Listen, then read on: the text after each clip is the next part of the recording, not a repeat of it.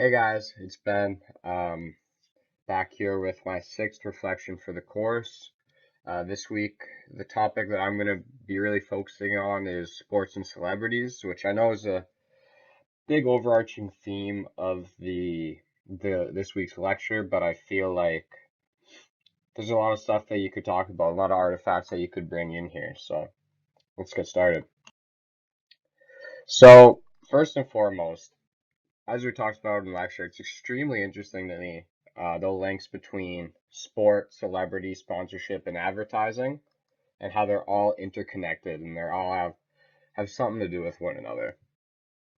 And essentially how a sponsorship agreement could become wildly successful if they utilize a transnational star to reach a global audience, which is pretty cool. It's something that is really effective and worth looking into, I feel like. So my first example here is Drake and the Toronto Raptors. So Drake works in a position as a global ambassador, is his official title, for the Toronto Raptors. So basically what that means is that he just is a good PR piece for them. And he could go out and utilize his brand, which is what he's wearing here, called OVO. He could utilize his brand and partner with the team, and they could do some really cool stuff together. So just an easy example off this picture is he goes to Raptors games. Majority playoff games are big games. Like he doesn't go to every one like Nav or anything, but he um he usually wears some kind of his own merch, just advertising his own brand courtside. Um, but then he also advertises for Toronto as well.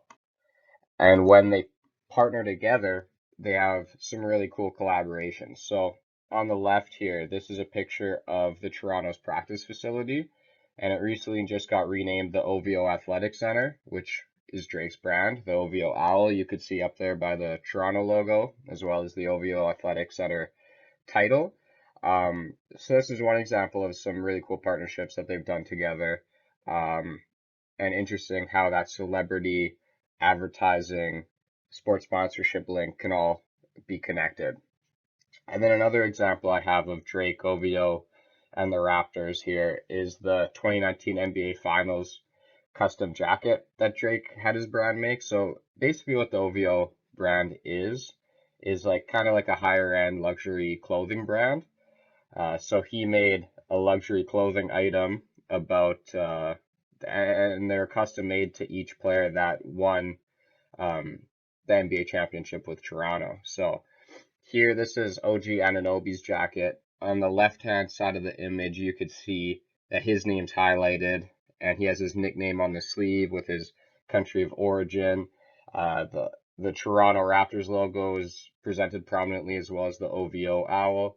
Um, so once again, just another example about how all these crossroads are so interconnected between celebrity and sport. Now this example comes really close to home, but I feel like it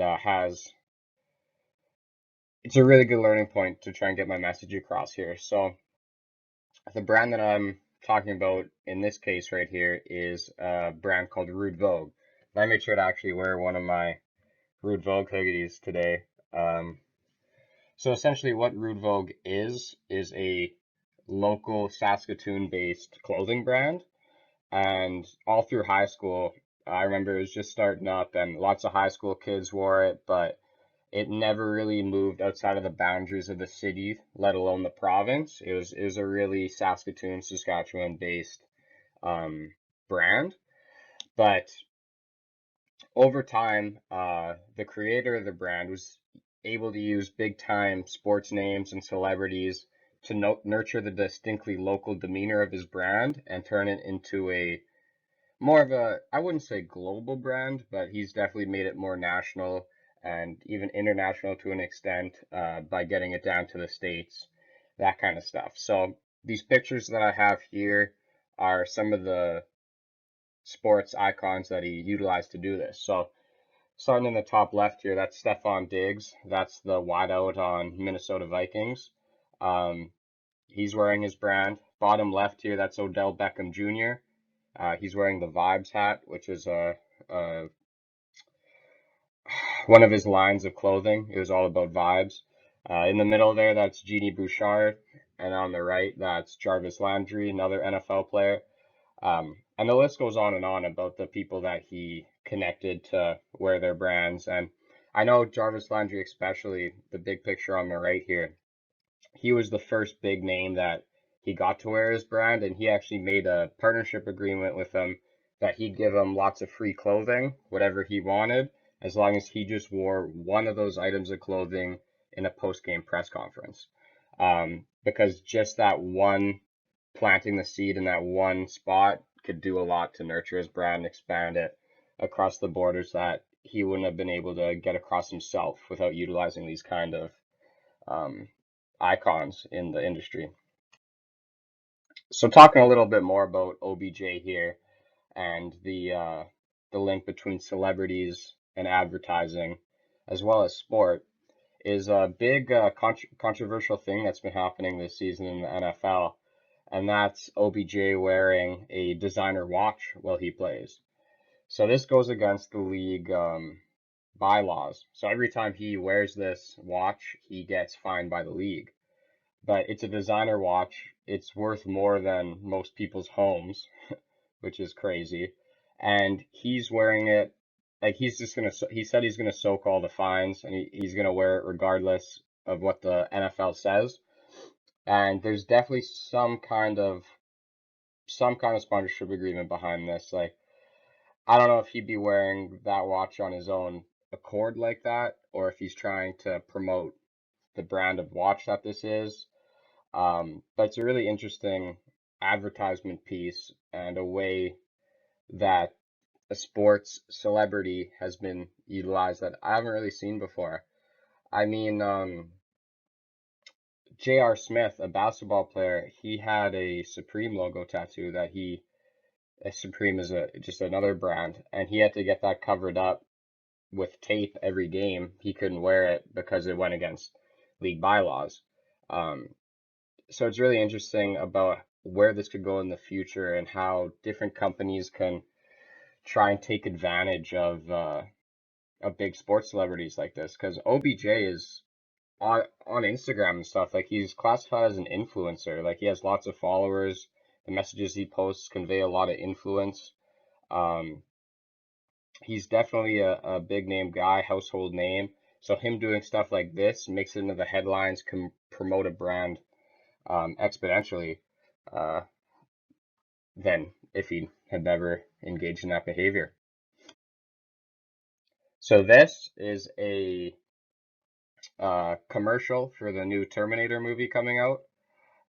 It's with Kawhi Leonard and Arnold Schwarzenegger. I'll play it right now, and then I'll get into it a little bit more after.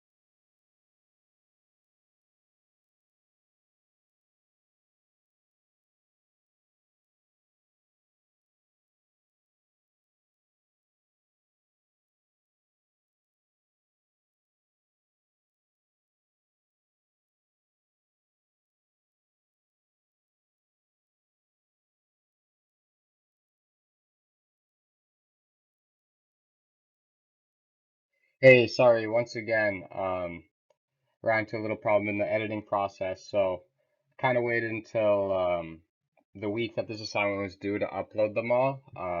And unfortunately, I realized that you can't include the YouTube video like this. So once again, I'm gonna have to ask you to just pause the video where you are at right now. Go into the playlist that I have on my YouTube channel of referenced YouTube videos and play the Kawhi Leonard Terminator commercial, please. So there you go. That's the commercial or advertisement, I guess, for that Terminator movie. So what they did was they utilized Kawhi Leonard and another NBA player on the Clippers named Paul George, and they partnered him up with big name actors coming up in a new movie, such as Arnold Schwarzenegger, and then the woman who plays Sarah Connor. I totally forget her name, but you understand what I'm trying to say here. Um, they essentially utilized sports stars that just came into that big new LA market because they had never previously been in a big market like that, not in close proximity to that kind of Hollywood type of stuff. So I'd never seen Kawhi in a commercial like that before, but as soon as he's in LA, he's able to meet up with all these celebrities and do new advertising and sponsorship deals and activations that he'd never even been able to access before, playing in like San Antonio or up here in Toronto. So it's really interesting. Just another thinking point, I guess, uh, how big markets can attract free agents like that so that they could do all this extra engagements with celebrities and doing all these advertisements, sponsorships, this kind of stuff um, that they wouldn't be able to do in a small market. So that's pretty interesting as well.